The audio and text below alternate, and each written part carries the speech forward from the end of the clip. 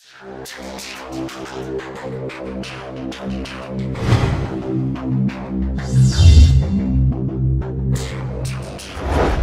качамаци, ние сме от Мишмаш БГ, аз съм Шивърс и днес имам нови слушалки, защото разбрах, че гласът ми не звучи добре.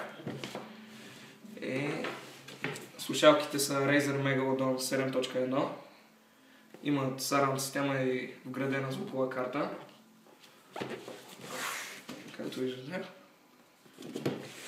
Нека пристъпим към разопаковането. Това е ножа ми, който е изцапал с пайлужина в устата. Като гледам мен, това има някаква цапа. Пострада кутията. Няма нищо. Операторчето, мога да приближиш малко. Кутията на страна, това е зеленичко хубичко. Зеленичко хубичко. Тук леко потроши. Няма значение сега. Put sound in its place. Слушайте звука на мястото му. Гледам, няма никакви други орнаменти по кутията. И вътре първото нещо, което виждаме е това. И слушалките се намират в тази кутия, която ще разгледаме след като видим скучните хартии. Тема снимай. Да, това съм аз.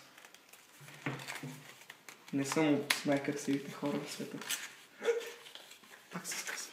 Не, съкачвам се. Аз съм си съкат човек, съм си.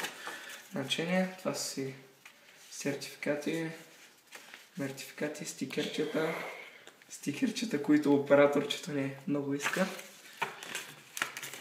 Но, както казах, 5 лева само за да се замисля и още 2 вече се почуда.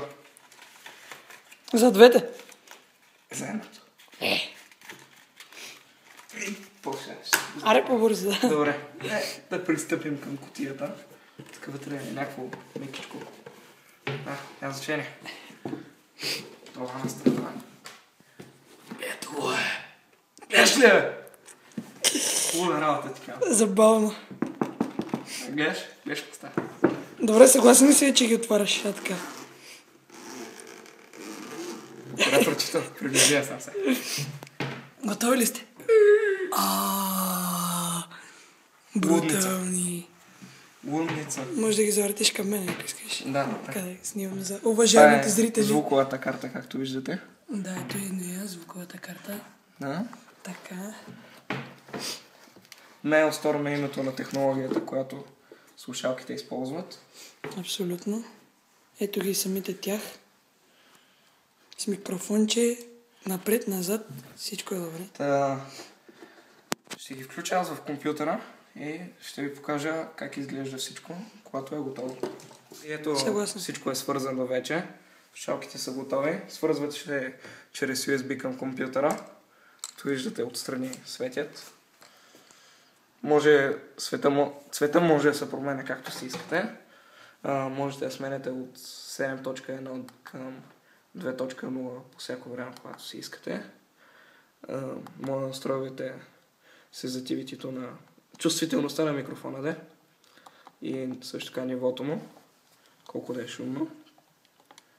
Това е добре за ако имате много background noise и може тогава тотално да го заглушите. Бях чул, че има някакви скрити функции. Това е всяка една от тия слушалките или всеки един от спикърите са нагласа по различен начин, както виждате. Отзаде, отпреде и така. И това общо взето е всичко. Мерси, че гледахте. Абонирайте се за нас, коментирайте, лайквайте и мерси. Довиждане. Чао, Шивърс.